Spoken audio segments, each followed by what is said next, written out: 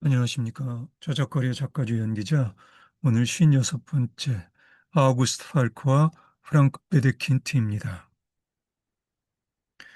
아우구스트 린베리는 19세기에서 20세기를 건넌 시기에 치열한 작가적 삶을 살다간 스웨덴의 극작가이자 소설가이죠. 여기 이 사진은 스린베리의 첫 번째 부인 시리 폰 에센의 연기자이기도 했었는데요. 시리 폰 에센의 사진입니다.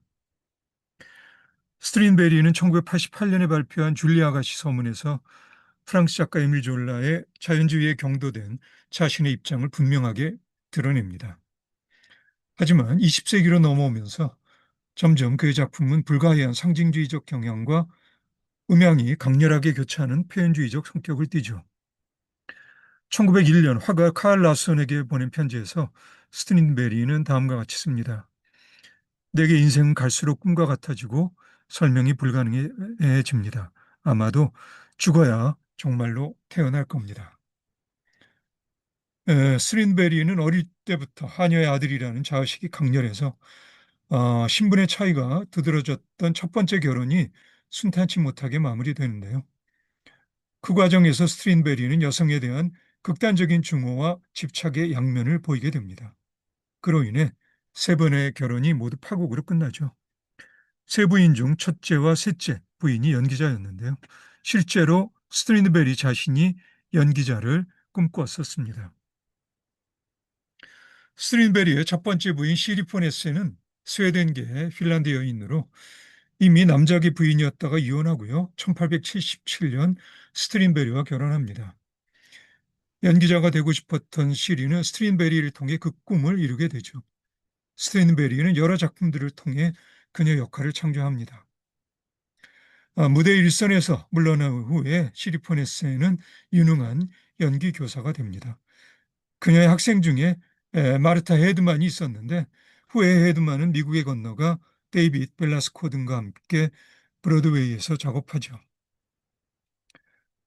두 번의 결혼에 실패한 스트린베리는 보통 드라마 댄이라 부르는 스톡홀름 왕립극장의 무대에서 이국적인 풍모의 노르웨이 출신 젊은 연기자 하리에트 보세에 매혹됩니다.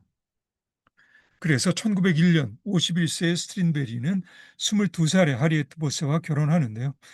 이 시기에 스트린베리는 왕성한 창작 의욕을 발휘해서 다마스쿠스를 향하여나 죽음의 춤 또는 몽환극 같은 후기의 문제작들을 쏟아냅니다. 이 결혼도 스트린베리의 격렬한 질투로 2년 만에 파국을 맞게 되죠. 독특한 개성과 작가적 권위의 소유자 스트린베리의 명성과는 상관없이 하리에트 보세는 연기자로서 독립적인 자신의 길을 걸어갑니다.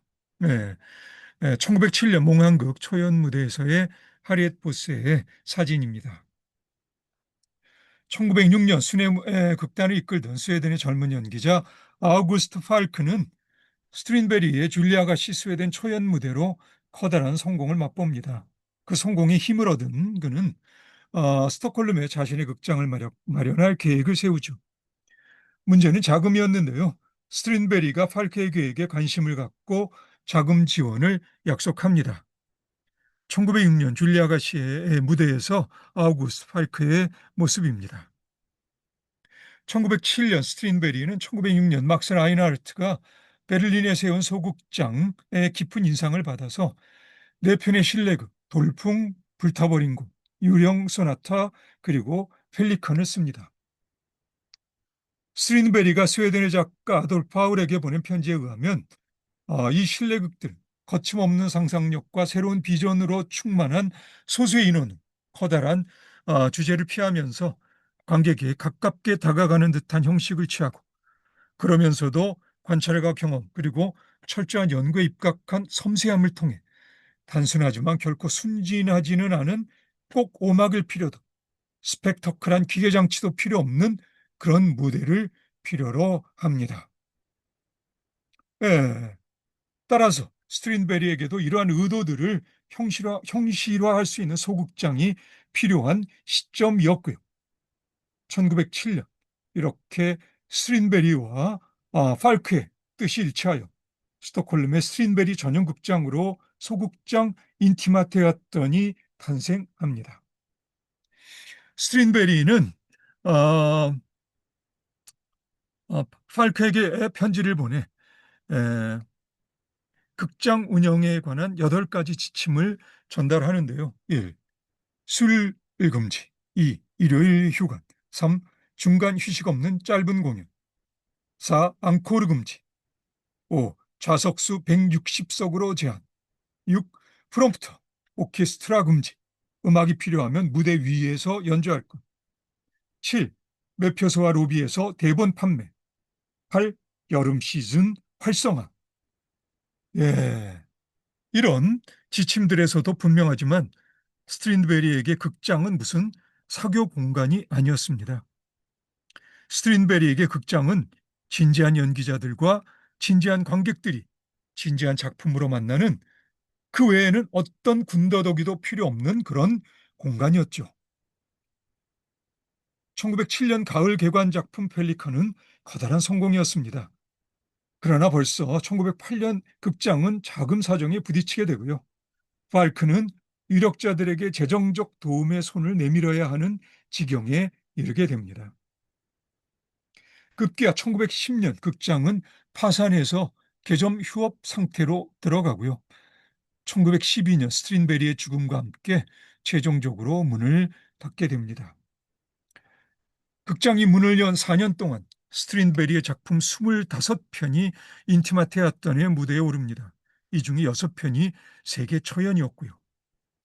극장에 소속된 연기자는 10명에서 15명 정도였는데 일부는 드라마된 연기학교 졸업생이었고요.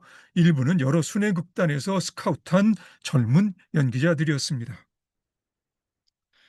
아우구스트 팔크는 동료 연기자였던 부인 만다 베을린과 함께 제2의 인티마 테아터의 문을 열지만 곧 손을 떼고 다시 순회 공연의 삶으로 돌아갑니다. 정작 스트린베리는 인티마 테아터의 무대에 불만이 많았었던 것 같아요. 그런 자신의 비전을 현실화하는데 그 당시 전반적인 문화적 상황에 비추어서도 여러 가지 현실적인 어려움들이 많았겠죠. 스트린베리라는 개성이 강한 극작가의 동료로서 연극에 대한 스트린베리의 비전과 그 비전을 실천하기 위한 현실적인 문제들을 자신의 힘으로 풀어가야 했던 아우구스트 팔크는 저작거리 작가주의 연기자로서의 삶에 충실하려 했던 연기자의 표본과 같은 인물이었다고 나는 생각합니다. 스린베리의 후기 작품들 속에 내포된 미묘한 상징주의적 측면은 앞으로도 오랫동안 무대화하기가 만만치 않은 연기적 도전이었겠지만 또 다른 측면인 강렬한 표현주의적 경향의 무대는 스웨덴에서 보다는 독일에서 벌써 그 연기적 실천을 경험하고 있었습니다. 예, 전위적 작업을 담당했던 프랑크 베데킨트의 사진입니다. 스트린베리의 영향을 강하게 받은 독일의 극작가이자 연기자 프랑크 베데킨트는 1890년대 중엽 스위스 취리히에서 스트린베리와 만납니다. 그 만남에서 스트린베리의 두 번째 부인이던 프리다 울과 관계를 맺어 그 사이에서 프리드리 스트린베리라는 아들이 태어나게 되는데요. 예, 베데킨트와 스트린베리와의 인연은 그런 혈통적인 것 말고도 베데킨트의 작업에서 작품으로 잉태됩니다. 의사인 아버지와 연기자였던 어머니 사이에서 젊은 시절 베데킨트는 삶의 의미 없음을 혹독하게 겪고 있었습니다. 한동안 그는 헤어조크란 순회 서커스단에서 때론 비서, 때론 연기자로 일하기도 하는데 이런 경험들과는 무관하지 않은 것으로 보이는데요. 그는 무대에서 특히 섹스나 폭력 등과 관련된 삶의 극단적인 양상들을 그로테스크하게 드러냄으로써 중산층 관객들을 불편하게 하는 일련의 표현 방식들을 시도해 표현주의적 연기를 선고합니다. 1898년 풍자주간지 짐플리치시무스에서 독일 황제 빌헬름 2세를 모욕한 벌, 그는 6개월간 감옥에 들어가기도 합니다. 베데킨트 1895년에 발표한 땅의 정령과 1904년에 발표한 그 후속작 판도라의 상자에서 전형적인 팜파따린 룰루라는 캐릭터를 창조합니다. 이 캐릭터는 그 후 영화나 오페라 등에서 수시로 재창조되죠. 베데킨트는 영국을 공포로 떨게 한 살인범 잭 더 리퍼를 직접 무대에서 연기하기도 합니다. 베드키트 말년의 무대에는 범죄자들과 창녀들과 변태 성욕자들이 들끓게 됩니다. 그는 독일의 극작가이자 연출가 베르톨트 브레이트의 서사극에도 커다란 영향력을 행사합니다. 독일에서 프랑스의 자유극장에 해당하는 자연주의적 작업은 1889년 베를린에서 설립된 자유무대입니다. 프라하의 뮌헨 A죠.